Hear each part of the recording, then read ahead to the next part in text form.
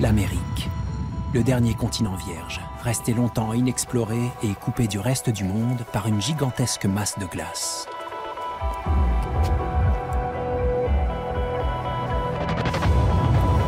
La découverte d'un passage a marqué le début du peuplement de l'Amérique. Mais qui étaient les tout premiers hommes à fouler ce continent? Quand et comment sont-ils arrivés? En progressant vers le sud, ils ont dû se rendre compte qu'ils étaient les premiers à découvrir ces paysages. Les rivières offraient toutes les ressources dont ils avaient besoin pour explorer l'intérieur des terres et coloniser l'Amérique du Nord. Pour un scientifique, c'est super quand il y a controverse. Ça veut dire que les résultats comptent. Et ils sont importants. C'est l'un des plus grands mystères de l'archéologie. Comment l'Amérique a-t-elle été conquise?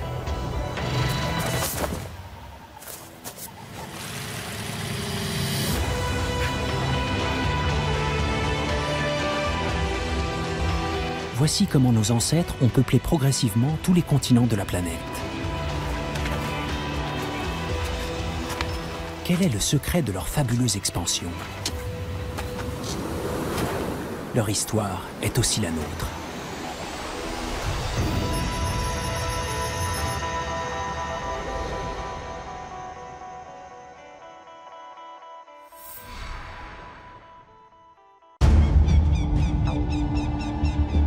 La péninsule du Yucatan au Mexique, il y a 13 500 ans.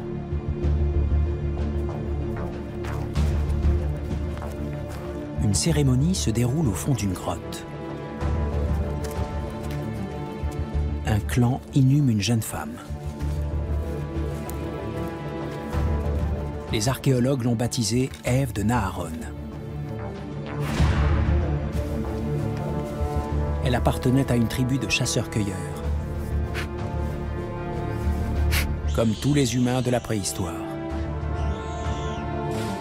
Mais Ève de Naharon est à part. Elle serait la toute première américaine de l'histoire. Ces ossements sont les plus anciens jamais mis au jour sur l'ensemble du continent.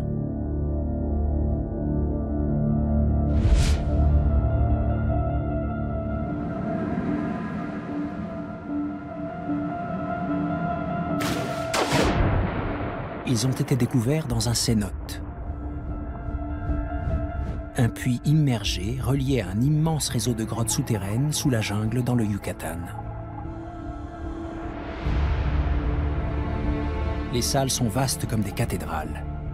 Et les tunnels si étroits qu'ils paraissent presque infranchissables.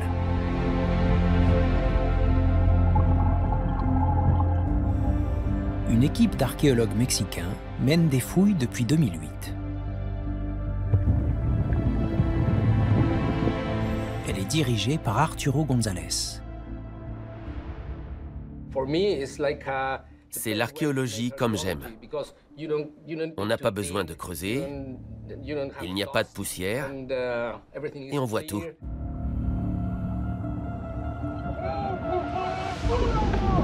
Pour la plupart, les os qui se trouvent là sont des fossiles d'animaux.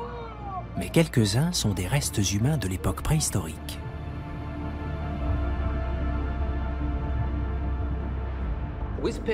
On passe beaucoup de temps à explorer les grottes.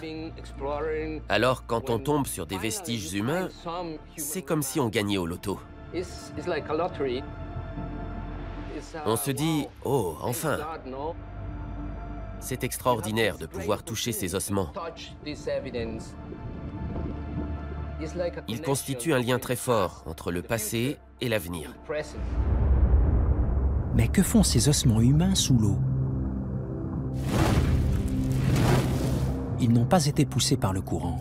Par conséquent, les corps ont dû être déposés dans la grotte avant qu'elle ne soit submergée.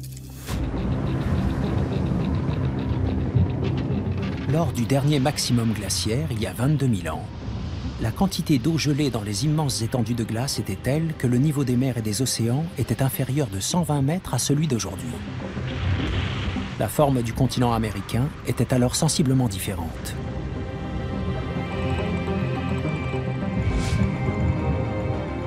Le réseau de grottes au Yucatan n'était pas encore inondé et les hommes pouvaient y pénétrer pour y enterrer leurs morts.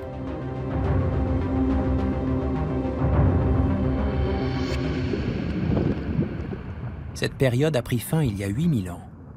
Depuis, les grottes ont été immergées et sont devenues des tombeaux où les ossements humains ont été préservés.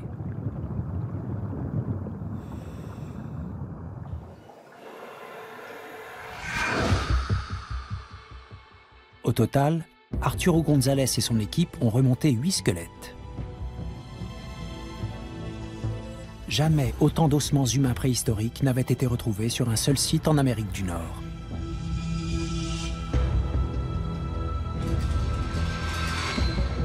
Et voici la star, Ève de Naharón. C'est le premier squelette qu'on a découvert dans les grottes, et le plus ancien également. On sait que c'était une femme parce qu'on a retrouvé les os des hanches, très différents de ceux d'un homme. Le crâne aussi est un bon indicateur du sexe d'un individu. Celui d'Ève de Naharón est très délicat et correspond donc à celui d'une femme jeune. À sa mort, Ève mesurait 1,40 m et était âgée d'une vingtaine d'années. D'après la datation au carbone 14, elle serait décédée il y a 13 500 ans.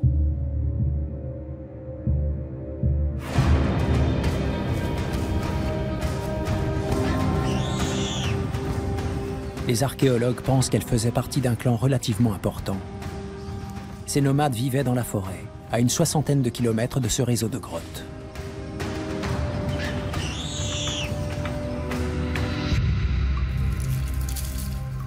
Ils n'y venaient que pour y enterrer leurs morts.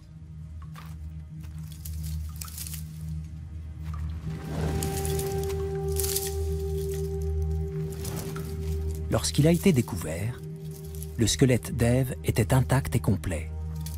Il reposait à 400 mètres de l'entrée la plus proche.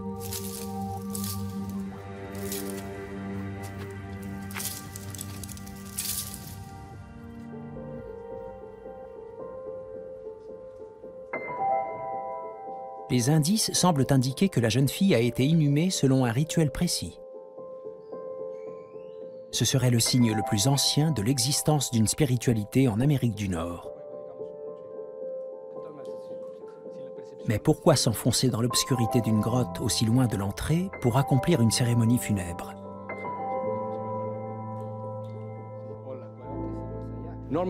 Normalement, les sépultures se trouvent tout au fond des grottes, très loin de l'entrée. Mais on ignore pourquoi ces hommes choisissaient précisément ces endroits-là.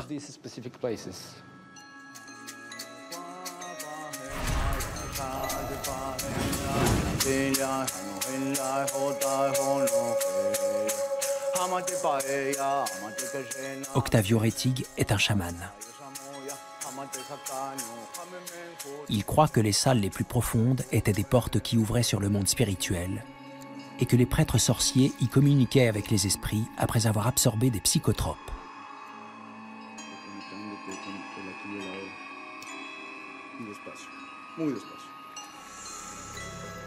Aujourd'hui, Arturo González va simuler ce rituel en ingérant une substance extraite des glandes cutanées d'un crapaud mexicain.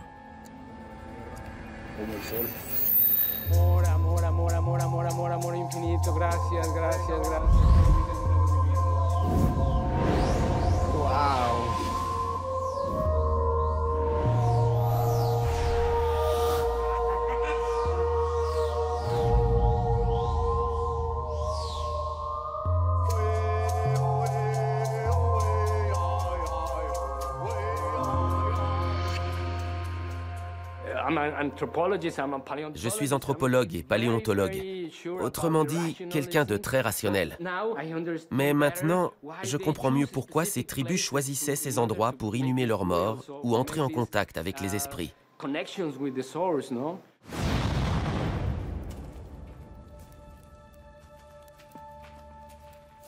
Ces rituels vieux de 13 500 ans sont les premiers indices de l'existence d'une culture sur le continent américain. Mais cela pose un problème aux archéologues. Eve a vécu dans la péninsule du Yucatan des siècles avant l'arrivée officielle des premiers hommes en Amérique du Nord.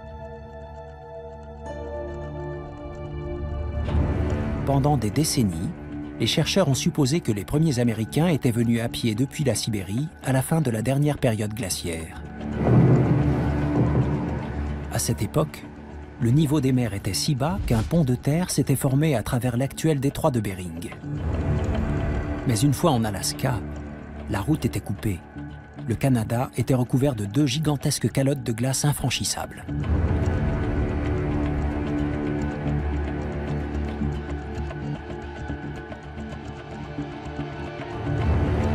Il a fallu attendre que le climat se réchauffe pour que les calottes commencent à fondre, ouvrant un corridor vers le sud.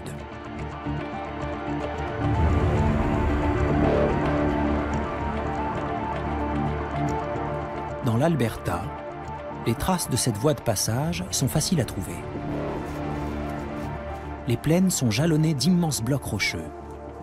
On les appelle des blocs erratiques, parce qu'ils ont été déplacés de leur point d'origine. Ce rocher énorme ne devrait pas être ici, mais à 160 km plus au nord. Il a été emprisonné entre les 2 calottes glaciaires qui l'ont entraîné vers le sud. Puis, quand celles-ci ont commencé à fondre, elles ont déposé le bloc ici.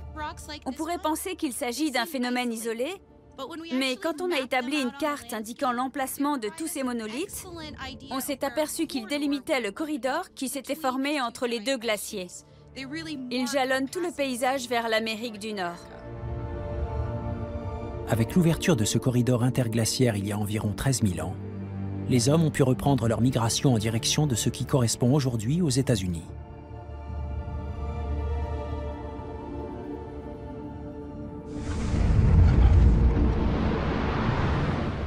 En fondant, les immenses calottes de glace se sont écartées l'une de l'autre.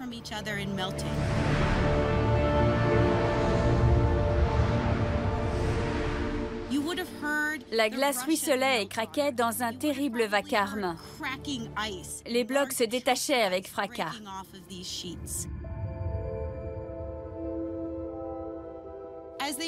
En descendant vers le sud, ces hommes sont arrivés sur des terres que personne n'avait encore jamais foulées. Il n'y avait aucune trace d'occupation humaine, et ils ont dû se rendre compte qu'ils étaient les premiers à découvrir ces paysages.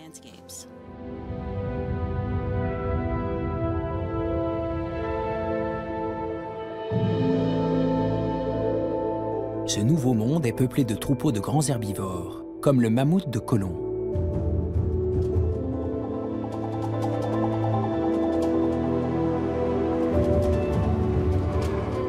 Ce mastodonte, qui pouvait peser jusqu'à 10 tonnes, était une véritable manne pour les chasseurs capables de l'abattre.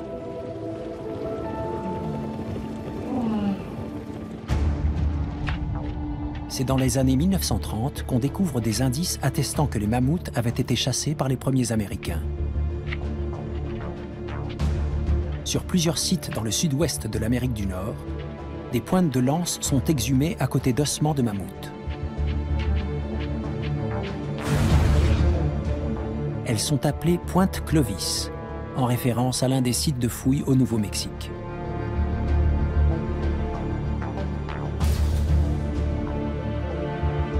Depuis, on en a retrouvé un peu partout aux États-Unis. Elles sont tellement répandues que les hommes qui les fabriquaient ont été classés comme représentants de la culture Clovis.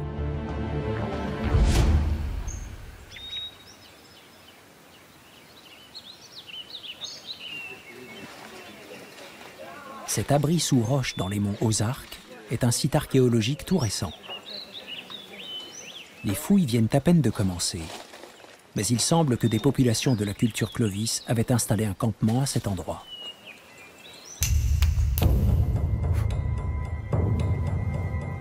Il y a 13 000 ans, un groupe familial a peut-être séjourné ici quelques jours avant de poursuivre sa route.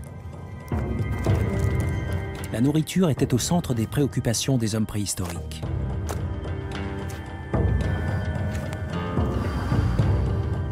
Très actifs, Les chasseurs-cueilleurs consommaient jusqu'à 4 fois plus de protéines que nous. Metin Eren est un des directeurs du site archéologique. C'est aussi un spécialiste de la fabrication des outils en silex.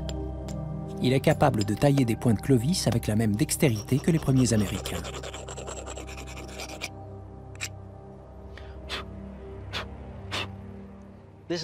La pointe Clovis est l'illustration parfaite des techniques du Paléolithique. Personne n'avait jamais rien vu de tel quand elle est apparue il y a plus de 13 000 ans. Ses bords sont extrêmement tranchants et les cannelures de chaque côté permettent de l'emmancher très facilement sur la hampe d'une lance. Une fois terminée, l'arme pouvait tuer sans problème les plus grands animaux de cet âge de pierre. On peut dire que c'est la première invention américaine.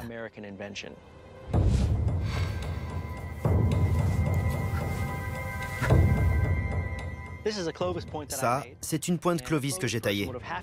On l'ajustait sur un morceau de bois que l'on enfonçait dans une longue hampe en jonc, comme celle-ci. Ensuite, on pouvait fixer la lance sur un atlatl, c'est-à-dire un propulseur. Ce dispositif multipliait la force du bras du chasseur et lui permettait d'atteindre n'importe quel gros animal.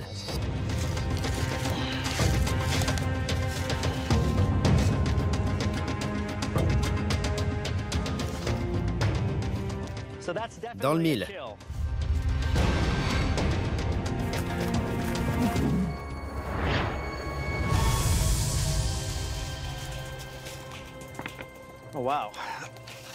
La pointe a traversé la cible, qui fait presque 8 cm d'épaisseur. Vous imaginez les blessures qu'elle infligeait aux bêtes chassées par les populations de la culture Clovis. C'est une arme impressionnante.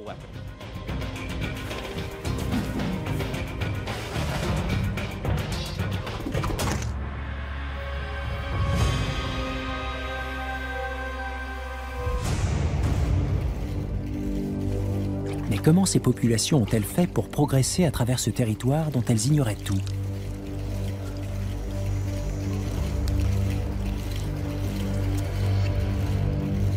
Bob Stevens est apache.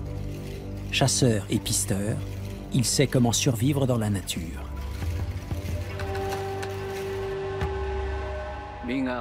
Quand je suis ici, au milieu de la nature, je sens le vent. Le vent me traverse. Tous les bruits entrent en moi. Leur rythme se mêle au battement de mon cœur. Je deviens le monde qui m'entoure, et le monde devient moi. Nous ne faisons qu'un.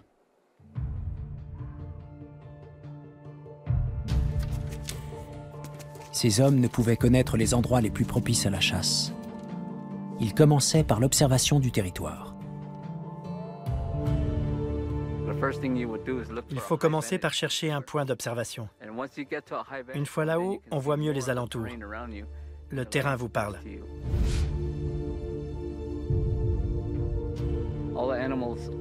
Tous les animaux descendront vers le fond du canyon pour boire, en suivant des sentiers. Ils vont se concentrer dans cette zone parce que plus haut et par là, le canyon est fermé. Il n'y a aucun accès. Les animaux viendront forcément ici. Ce serait un coin parfait pour établir un petit campement provisoire, un point de départ pour commencer à rayonner dans la région.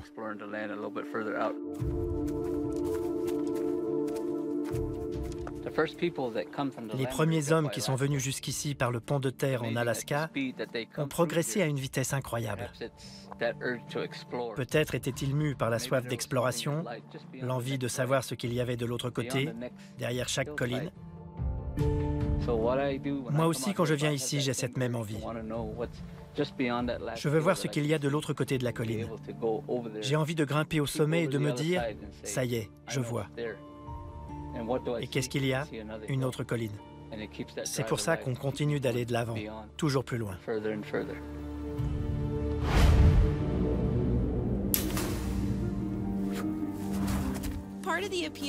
Ce qui nous séduit dans cette histoire est qu'elle reflète un des grands mythes classiques de l'Ouest américain. Le mythe des hommes rudes et opiniâtres qui se lancent dans la conquête d'un territoire inconnu et le colonisent. Mais est-ce réellement ce qui s'est passé? Les peuples de culture Clovis étaient-ils bien les premiers Américains? Les indices les plus anciens de leur passage remontent à 13 000 ans.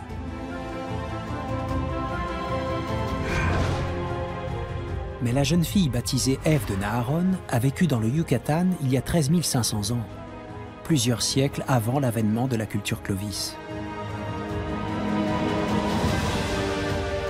Si Ève et les siens avaient gagné le sud-est du Mexique à cette période, cela veut dire que des hommes avaient atteint l'Amérique du Nord encore plus tôt.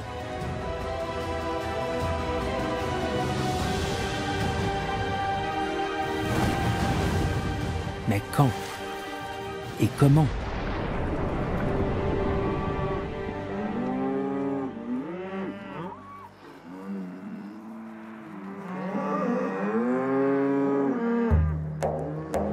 Jacqueline Gill est convaincue de pouvoir dater l'arrivée des premières populations en Amérique du Nord en analysant non pas des os ou des outils, mais des excréments.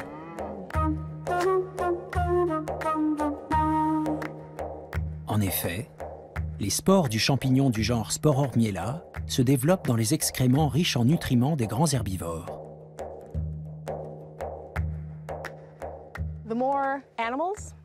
Plus les herbivores sont nombreux, plus il y a d'excréments et donc de spores. Ces dernières ont la faculté extraordinaire de se conserver des milliers, voire des dizaines de milliers d'années.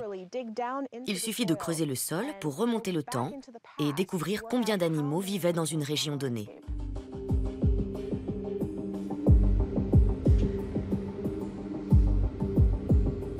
Dans le lit d'anciens lacs, Jacqueline Gill prélève des échantillons de boue.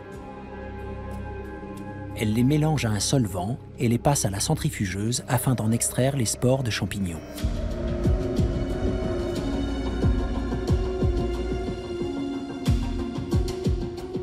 Ensuite, elle compte ces dernières et en déduit le nombre d'herbivores, comme les mammouths et les mastodontes, qui se trouvaient là à la préhistoire.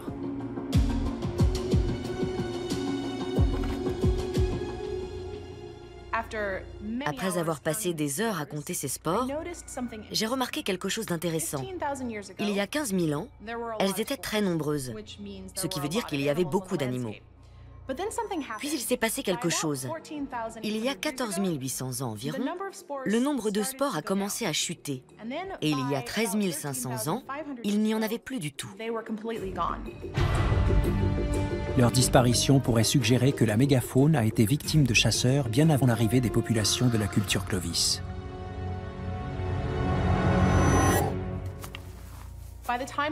Quand ces populations apparaissent en Amérique du Nord, les grands animaux ont quasiment disparu. Cela signifierait que des hommes auraient gagné le continent bien plus tôt qu'on ne le pensait. Mais si des hommes ont effectivement chassé ces animaux avant l'arrivée des populations Clovis, peut-on en trouver une preuve? Ce fragment de côte a été découvert sur la péninsule Olympique, dans l'État de Washington. Elle appartenait à un mastodonte, un mammifère géant cousin de l'éléphant.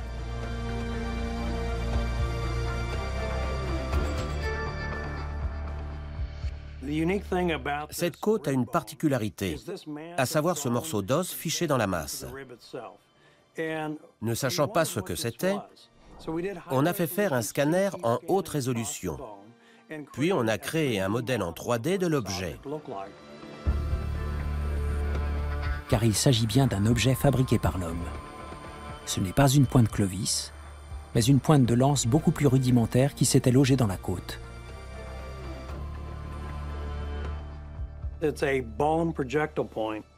C'est un projectile en os qui a été lancé sur le mastodonte. Il a pénétré la peau épaisse de l'animal et a traversé les tissus sur 20 à 25 cm de profondeur avant que la pointe ne vienne s'enfoncer dans une côte. Ensuite, quand l'animal s'est débattu, le projectile s'est brisé et la pointe est restée dans l'os.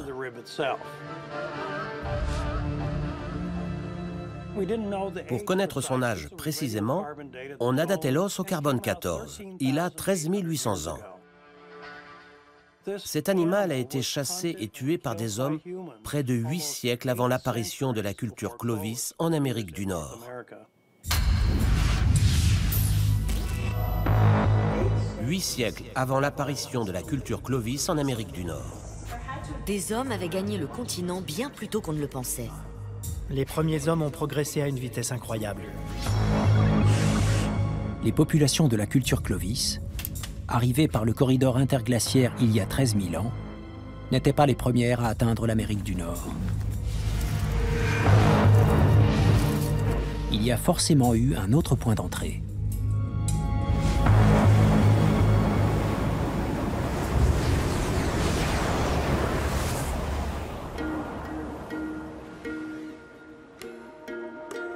John Erlandson pense que les premiers Américains sont arrivés par la voie des mers il y a 16 000 ans. Si l'intérieur des terres était toujours pris par la glace, la côte nord-ouest du Pacifique était presque entièrement navigable.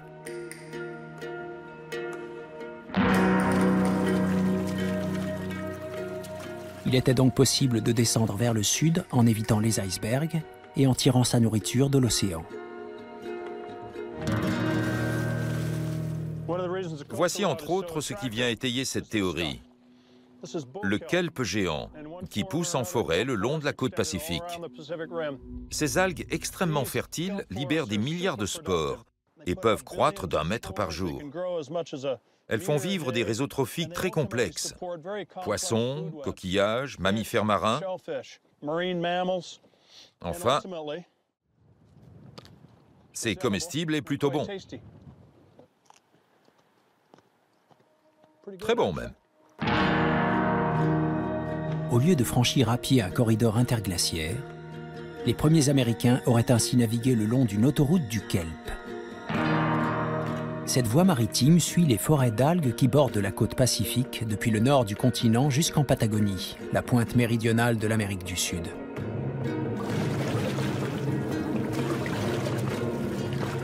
Elle aurait été plus rapide et plus facile que la route terrestre, car les voyageurs n'auraient pas été confrontés à des altitudes et à des terrains différents.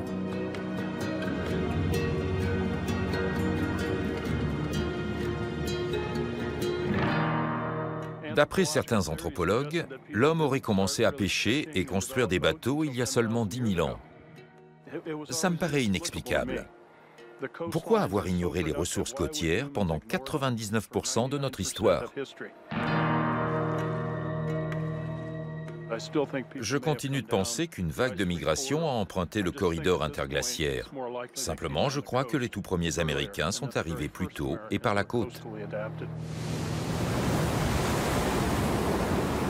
Les indices archéologiques d'une migration côtière ont été emportés par la montée des océans.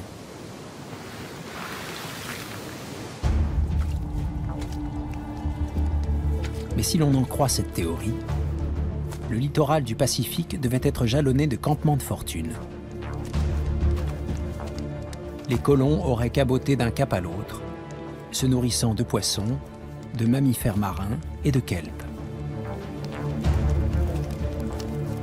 Peu à peu, ils seraient descendus vers le sud sans jamais s'éloigner du littoral.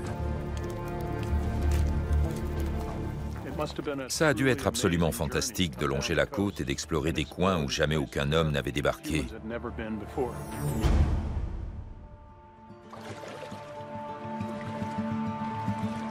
Il est possible également que certains de ces marins se soient enfoncés à l'intérieur des terres en remontant un fleuve à partir de son embouchure.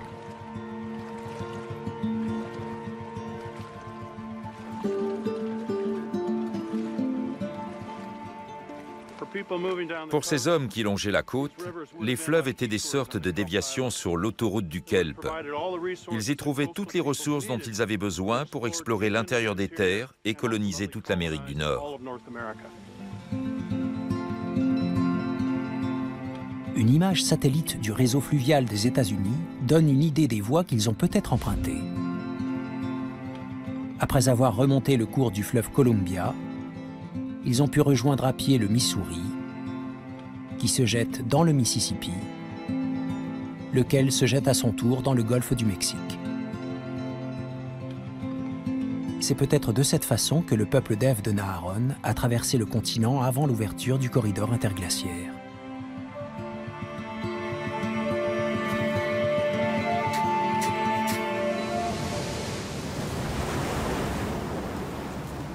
Mais si les choses se sont réellement passées ainsi, peut-on trouver des ossements de ces hommes à proximité des rivières? Qui étaient-ils? Et que sont-ils devenus?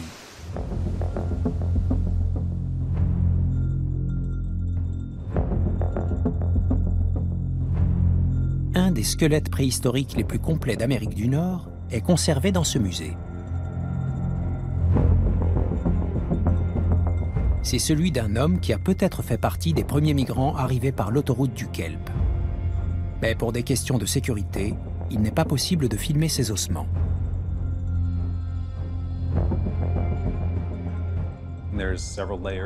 Il y a une succession de portes blindées, d'alarmes, des caméras de surveillance, etc.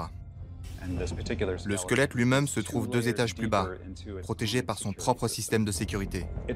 Un peu comme le coffre-fort d'une banque dans une ville sécurisée.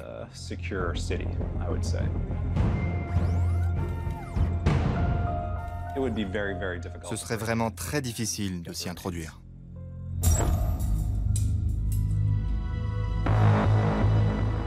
Le squelette a été découvert en 1996. L'homme avait été inhumé il y a 8500 ans sur une berge du Columbia dans l'État de Washington, près de la ville de Kennewick, dont on lui a donné le nom.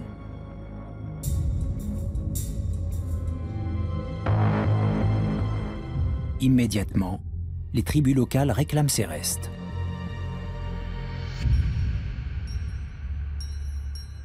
Les Indiens s'appuient sur la loi de 1990, selon laquelle les restes humains doivent être rendus aux peuples autochtones.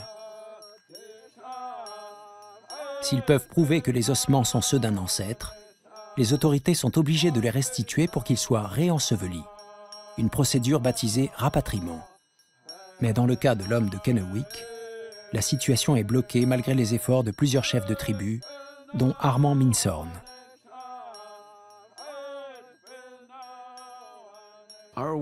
Notre mode de vie est différent, réglé par des lois tacites qui se transmettent de génération en génération.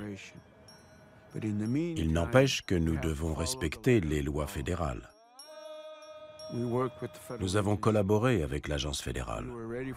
Le rapatriement était imminent, mais brusquement, les scientifiques ont décidé qu'ils voulaient étudier le squelette.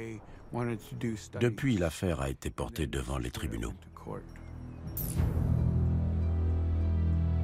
Les anthropologues sont convaincus que les vestiges ont trop d'importance pour être inhumés de nouveau. Fin 1996, ils ont saisi la justice afin de stopper la procédure de rapatriement. Depuis, le sort de l'homme de Kennewick est incertain et ses restes sont enfermés dans un coffre.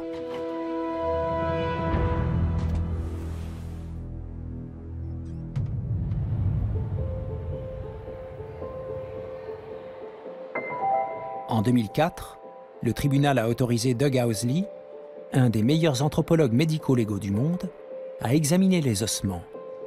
Son équipe a eu 2 semaines pour mener ses recherches.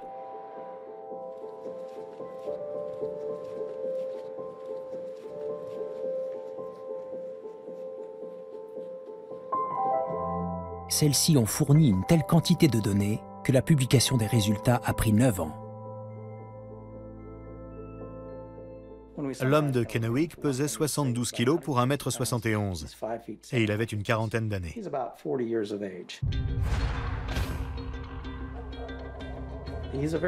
Il était très robuste, large d'épaules, avec des os très solides. Son bras droit était nettement plus développé que le gauche. Probablement parce qu'il utilisait un atlatl. Le mouvement est très rapide. Pour éviter d'être déséquilibré, on se rattrape sur la jambe gauche. C'est incroyable, mais on voit bien que sa jambe gauche était plus forte que la droite.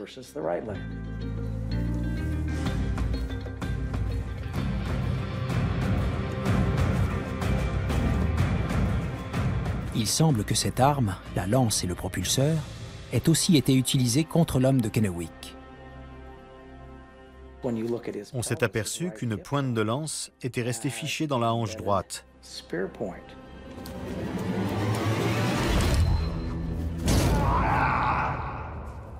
Il a dû s'effondrer.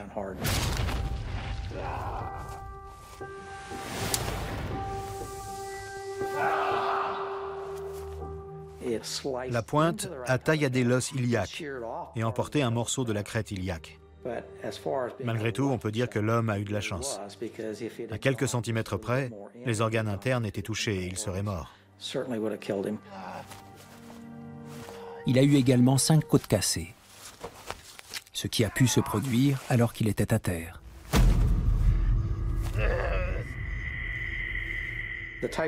C'est le type de lésion qu'on voit quand un individu est frappé à coups de pied.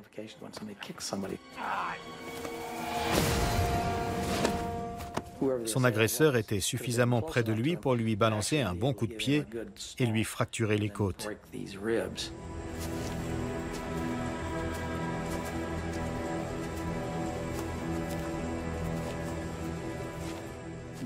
Mais il était solide comme un roc. Il s'est rétabli et a vécu une bonne vingtaine d'années après ça.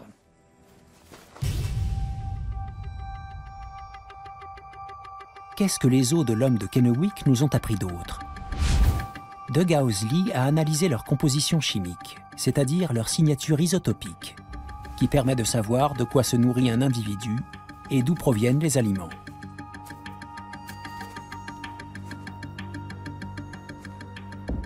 L'analyse de la signature isotopique a révélé une alimentation à base d'animaux aquatiques. Tout de suite, on a pensé au saumon du fleuve Columbia. Vu l'endroit où on avait retrouvé le squelette, ça paraissait logique.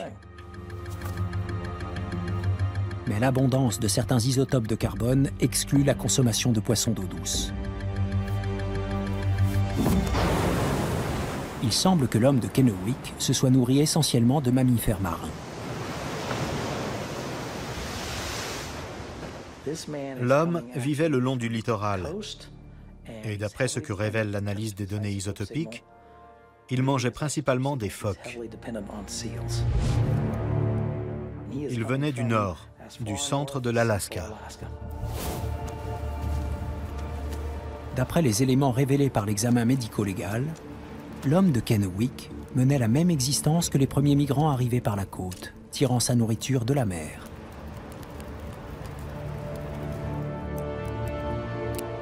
C'est plus tard seulement qu'il a commencé à remonter le Columbia. Je ne m'y attendais pas du tout. Compte tenu des circonstances, ça paraissait évident qu'il était d'ici, mais il venait d'ailleurs. Les Amérindiens rejettent cette théorie. Pour eux, l'homme de Kennewick est l'ancien. Il était des leurs. Et le fait qu'il ait été enterré semble indiquer qu'il n'était pas un voyageur solitaire, mais qu'il appartenait à une tribu.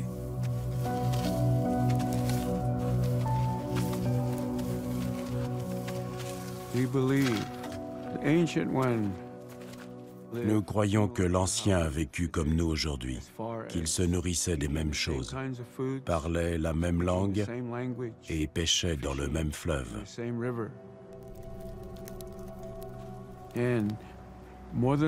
Il est certain qu'il a été enterré au cours d'une cérémonie. Il n'était pas seul. Des gens ont pris grand soin de son corps. Ils l'ont mis en terre comme nous le faisons nous-mêmes.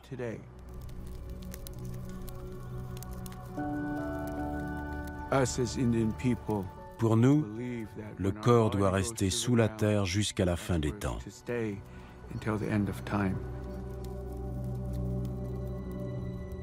C'est ce que nous croyons. Peu importe qu'un corps ait été enterré il y a 9000 ans. Quand il est exhumé, comme celui de l'Ancien, son voyage s'interrompt.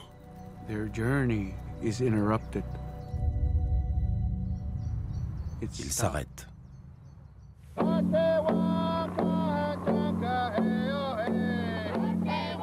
Pour empêcher de nouvelles fouilles, les autorités fédérales ont fait combler le site où le squelette a été découvert le long du fleuve Columbia.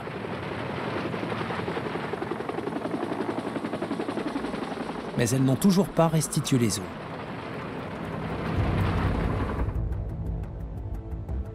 Les tribus soutiennent que l'homme de Kennewick est leur ancêtre. And the scientists cannot accept the fact that just because it's not written down in a book, it's not fact. It's fact to me, because I live it every day. Mais Doug Housley n'est pas d'accord.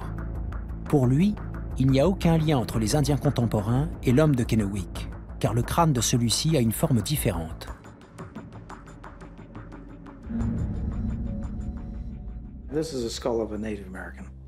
Voilà le crâne d'un Indien. Il a des pommettes très saillantes et une boîte crânienne plutôt courte et large, très différente de celle de l'homme de Kennewick. Le crâne de celui-ci a une forme beaucoup plus longue et étroite. Et quand on regarde la face, on voit qu'elle est moins large et plus fine que celle d'un Indien d'aujourd'hui. Forcément, on se pose la question, à qui ressemble l'homme de Kennewick? À quel type correspond-il le plus? Sur l'ensemble de la population mondiale, ce sont des traits que l'on retrouve chez les Polynésiens. Pour reconstituer le visage de l'homme de Kennewick, on s'est inspiré d'une ethnie très proche physiquement des Polynésiens, les Aïnous. Ces chasseurs-cueilleurs du nord de l'archipel du Japon ont été presque exterminés au XXe siècle. Leur crâne est long et étroit, comme celui de l'homme de Kennewick. Je ne dis pas que l'homme de Kennewick était polynésien. Je dis qu'il y a 10 ou 15 000 ans, c'est à ça que ressemblaient les hommes qui peuplaient les zones côtières d'Asie. C'étaient des chasseurs-cueilleurs et ils avaient cette morphologie. Les squelettes découverts dans le Yucatan ont les mêmes caractéristiques. Le crâne d'Ève est long et étroit, tout comme celui de l'homme de Kennewick. D'un point de vue anthropologique, elle ne ressemble pas aux Indiens contemporains. D'après cette théorie, les premiers migrants arrivés sur le continent américain avaient un crâne long et étroit, comme l'homme de Kennewick et Ève de Naharon. Puis, il y a 8000 ans, une autre vague migratoire semble arriver à son tour. Ces hommes et ces femmes au crâne rond et large auraient alors remplacé les premiers occupants et peuplé les Amériques.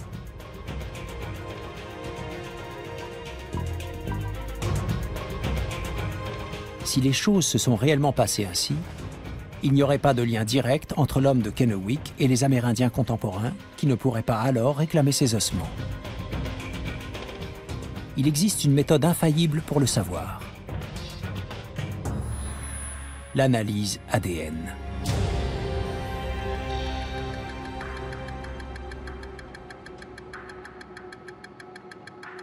On pensait que les os de l'homme de Kennewick étaient en trop mauvais état pour permettre un examen génétique.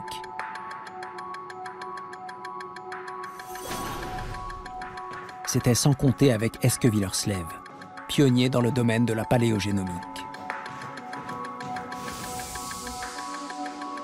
Son équipe est parvenue à extraire de l'ADN qui permettra peut-être d'établir si l'homme de Kennewick est apparenté aux Indiens.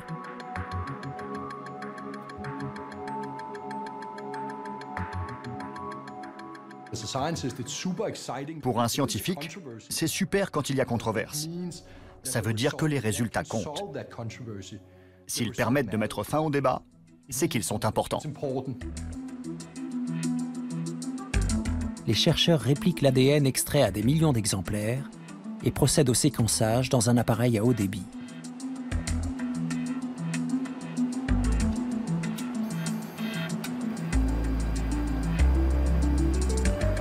Les fragments sont marqués grâce à un colorant fluorescent.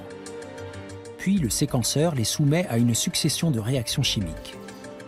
Les myriades de points lumineux sont ensuite photographiés et analysés avec une précision remarquable.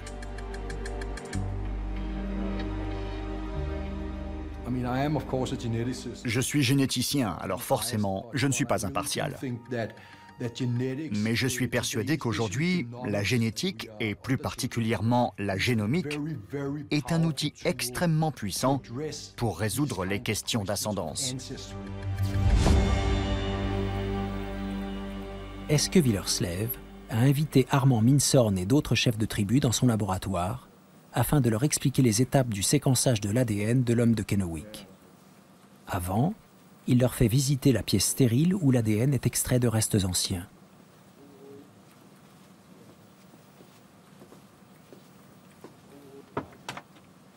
Aujourd'hui, les chercheurs travaillent sur une dent de viking vieille de 500 ans. Une dent comme celle-ci contient très peu d'ADN. Si on veut arriver à lire le code génétique, il faut broyer l'échantillon pour en récupérer l'ADN. C'est exactement la même procédure qu'on a suivie avec l'ancien, sauf que pour lui, on a prélevé un échantillon d'os.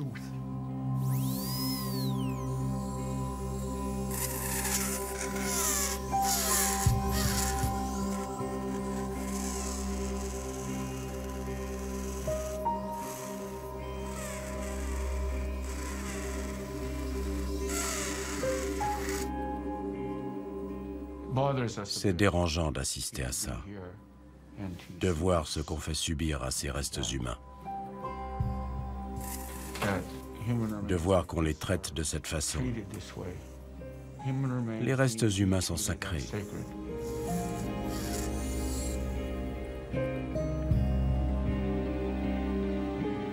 Mais c'est la science. Et nous ne comprenons pas encore tout ce que ça signifie. Le face-à-face entre la science et la tradition se clôt sur une prière. Nous pensons à l'ancien, où qu'il soit. Quand j'ai vu à quel point c'était important pour eux, j'ai été très ému. Je suis sûr que pour eux, c'est un sacrifice de me laisser prélever des échantillons sur l'homme de Kennewick. Mais c'est un sacrifice nécessaire s'ils veulent envisager de récupérer le squelette.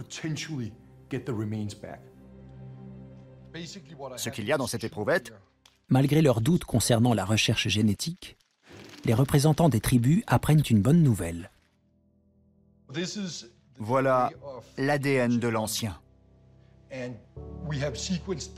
On a déjà séquencé des fragments de son génome et d'après les analyses, on a pu établir que l'ancien était plus proche des Amérindiens contemporains que de toute autre population dans le monde.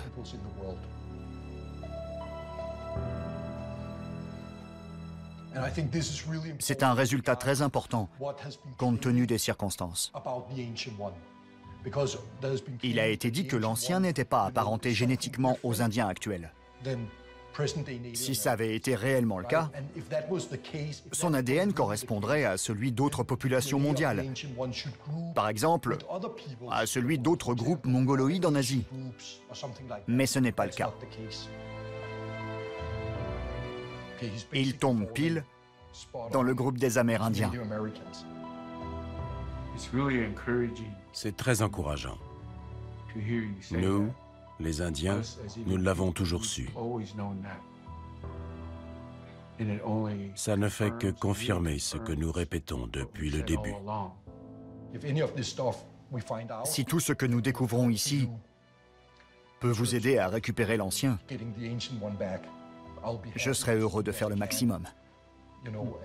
Et s'il le faut, j'irai témoigner devant un tribunal du sérieux et de la fiabilité de ces résultats. D'accord.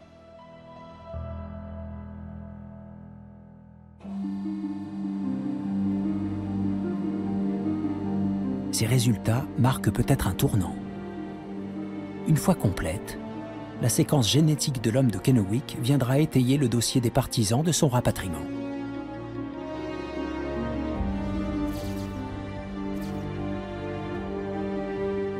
Si l'analyse génétique est correcte, cela signifie qu'il n'y a pas eu deux vagues migratoires distinctes sur le continent américain, mais une seule. Ève, le peuple de la culture Clovis, l'homme de Kennewick, tous possèdent le même patrimoine génétique que les Amérindiens contemporains. Ils forment tous un seul et même peuple.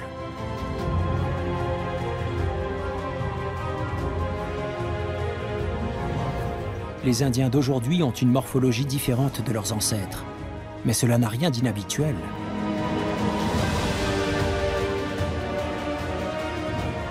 presque toutes les populations mondiales sont physiquement différentes des peuples préhistoriques. Aucun d'entre nous ne ressemble à ses ancêtres lointains.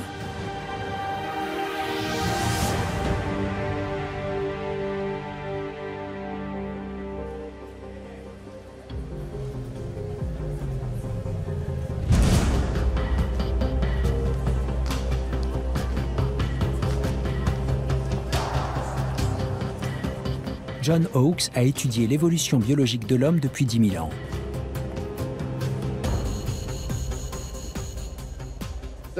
Les premiers hommes nous fascinent, et c'est normal puisqu'ils sont nos ancêtres.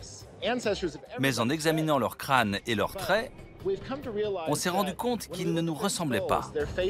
Nous avons changé. Et inévitablement, on s'est demandé pourquoi.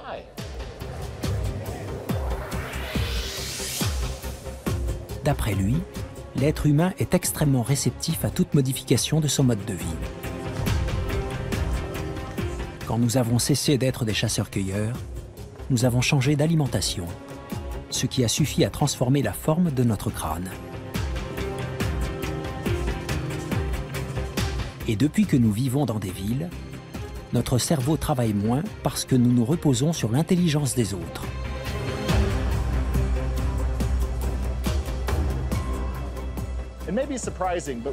Ça peut paraître surprenant, mais lorsqu'on est devenu sédentaire, notre crâne a changé de forme et rétréci. Et il est probable que notre cerveau aussi. Les premiers hommes vivaient en tout petits groupes. Ils devaient être capables de tout faire et savoir trouver leur nourriture dans leur environnement. Ces connaissances s'accumulaient au fil des générations. C'était une nécessité. C'est ainsi que ces pionniers sont parvenus à coloniser ce nouveau monde.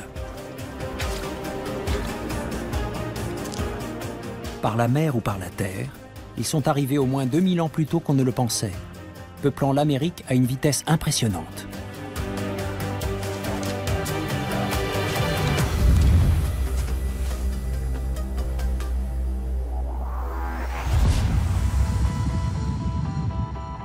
D'autres peuples préhistoriques à travers le monde ont été animés par ce même esprit d'aventure.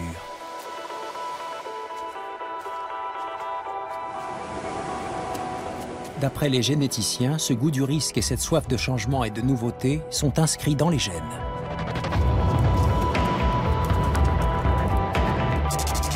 Certains les ont appelés les gènes de l'explorateur, et ils sont toujours présents dans notre ADN.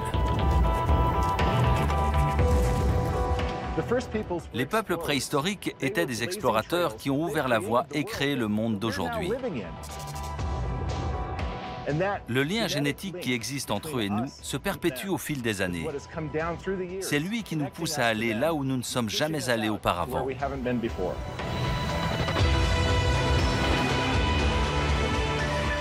Aucune autre espèce que la nôtre ne fait ce que nous faisons.